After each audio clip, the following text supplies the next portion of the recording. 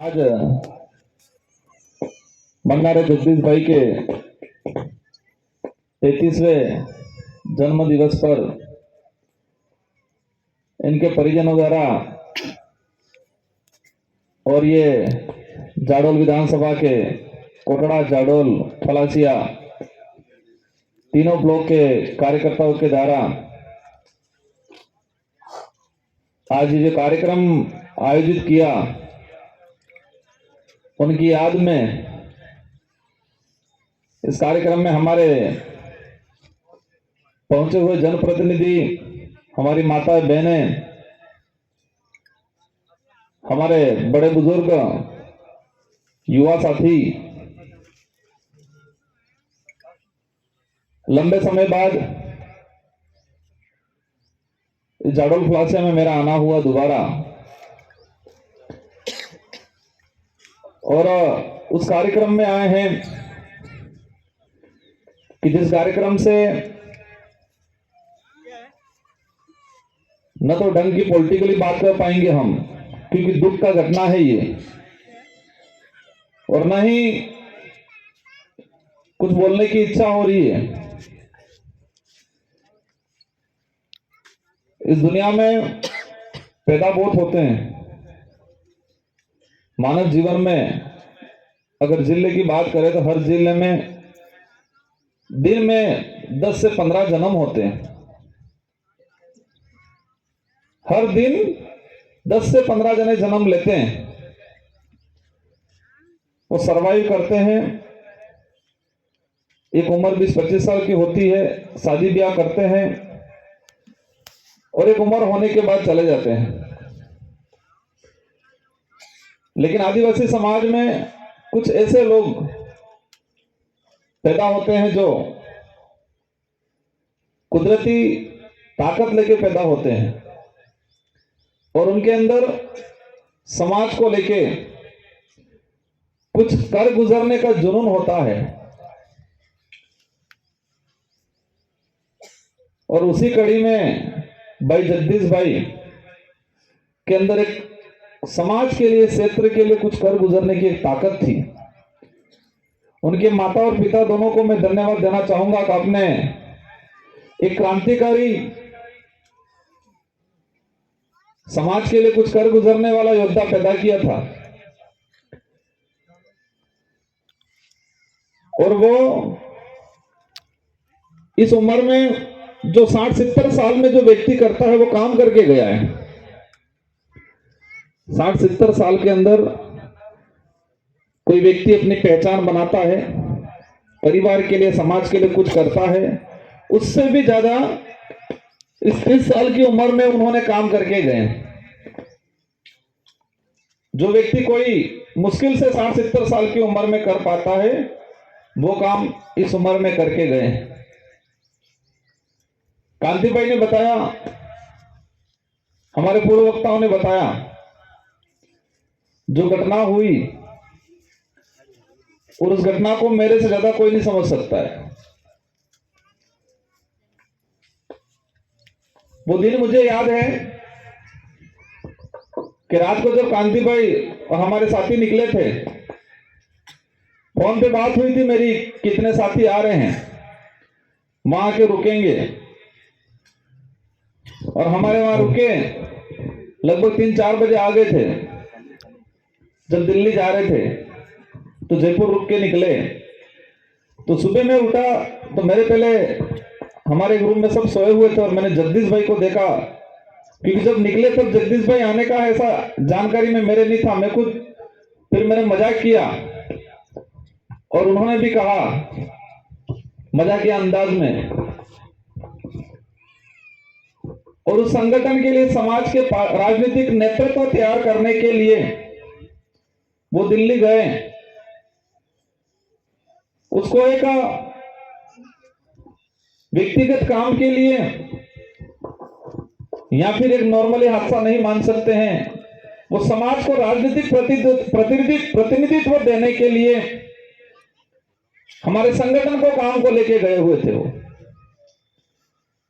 तो कहीं न कहीं हमारे समाज को लेके, संगठन को लेके शहीद का दर्जा उनको दे सकते हैं हम, और दे रहे हैं आज। घटनाक्रम को लेके जब घटना होगी मेरे पास फोन आया, मैं सोया हुआ था और जैसे मुझे पता चलता है ऐसा ऐसा हुआ है, जिस एम्बुलेंस वाले से मेरी बात हुई, मैंने कहा कैसे भी करके जल्दी एसएमएस पहुंचाना, कितना किलोमीटर है। और मैंने 6 बजे सुबह, मेरा जितना विवेक था, मेरी जितनी पहचान थी, मैंने पूरी कोशिश करके हर प्रकार के डॉक्टर की व्यवस्था करा दी। और इनसे पहले मैं हॉस्पिटल पहुंचा, लेकिन दुर्भाग्य की बात यह है क्योंकि भाई की सांसें हॉस्पिटल आने से पहले ही रुक गई थी। और आधे घंटे बाद इनके पिताजी का फोन आता है कि हम निकल गए हैं, कैसे हैं। और उस समय मेरी हिम्मत नहीं हो पाई कि मैं बोलूं क्या उनको, इनको क्या जवाब दूं। हर आधे घंटे में ये फोन करते, उनके साथी शायद जिया जी थे, कैमले साहब कोई दिक्कत तो नहीं।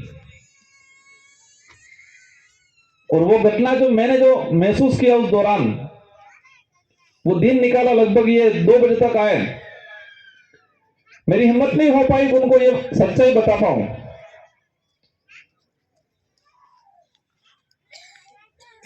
अब मैं इस मंच से यही कहना चाह रहा हूं कि हमने जगदीश भाई को खोया है,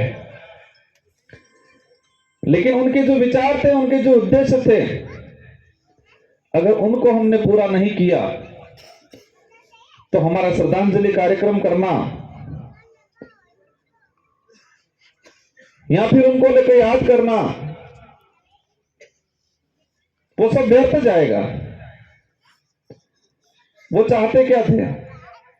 कई बार मेरी मुलाकात होती थी, कहते थे, हमारे उस इलाके में आते थे, चर्चा निकलती थी कि डूंगरपुर या खेरवाड़ा उधर का इलाका एजुकेशन के मामले में अच्छा है। और वो कहते थे मेरा क्षेत्र में एजुकेशन कम है, शिक्षा कम है, नौकरियां कम है, हमें उसको लेके काम करने की जरूरत है। वो बात बताते थे कि हमारे यहां शिक्षा कम होने की वजह से चुनाव के वक्त लोग छोटी मोटी लालच में इधर उधर हो जाते हैं, इसलिए उनको शिक्षित करना पहले जरूरी है। और आपका ये कोई हाईवे निकल रहा है यहां, उसको लेके भी कई बार कहा उस भाई ने मुझे कि एमएलए साहब, हमारा मन का गाड़े था कि कई जगह विसीरी जाए, और मैं बहुत कोशिश कर रहा हूं कि हमारे लोग वो जमीन नहीं बेचे, और बेचता भी है तो हमारे किसी भाई को बेचे, अदर को नहीं बेचे, मैं कोशिश कर रहा हूं, ये कहा था उन्होंने। क्या उस बातों की पालना कर रहे हो आप लोग सब? उनका एक उद्देश्य था कि ये जो हाईवे जो निकल रहा है, तो हमारे समाज के लोग, क्योंकि आप लोग डोंगरम पड़ जा रहे जा कार्य 10-15-20 लाख रीटा नहीं, और बाहर में दलाल लाविन तमन थोड़ा बताड़ी दी, तुम्हारा मन का गाड़ा उजुम करे जगह कई विसीरी जी, तो अब्बा वाला सोरा के रहेगा, के मकान बनावेगा, के खेती करेगा, ये चिंता उस भाई को थी। तो वो भाई हमेशा कहता कि मैं सबको मोटिवेशन कर रहा हूं कि हमारी जगह बीजान केने नहीं, वैसे बाई चांस जरूरत भी है ना, जगह बदर भी है, तो वैसे थे हमारे उस भाई ने वैसे इमो प्रयास करो, इम कहते ही भाई।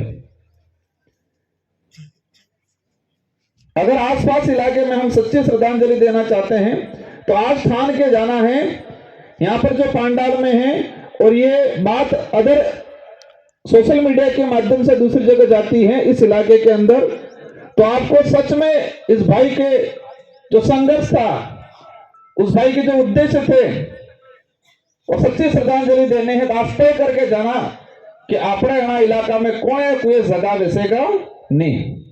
करोगा? जमीन नहीं बेचोगे, तय करोगे कि नहीं करोगे? करोगे? हाथ ऊंचा करो दिल से। उस भाई का उद्देश्य था कि हमारे भाई केने बीजान जगह नहीं बेचे, अगर बेचता भी है तो हमारे ही किसी भाई को बेचे, ये उद्देश्य था उस आदमी का। थोड़ी तकलीफ से लेना,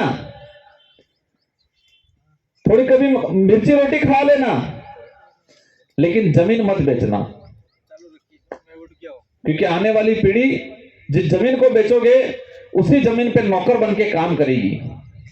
और ये देखते हैं हम कई जगह कि कई जगह देखा है हमने कि बड़े बुजुर्गों ने वो जमीन बेच दी, वहां कॉलोनियां बन गई, लेकिन उसी बड़े बुजुर्ग आदमी का बच्चा उसी कॉलोनी में भीख मांग के खा रहा है आज। तो ये स्थिति हमारे यहां नहीं होनी चाहिए। नेशनल हाईवे 8 है, उस पर भी हमने देखा है, एक दो उदाहरण ऐसे आए, कहें एमएलए साहब आप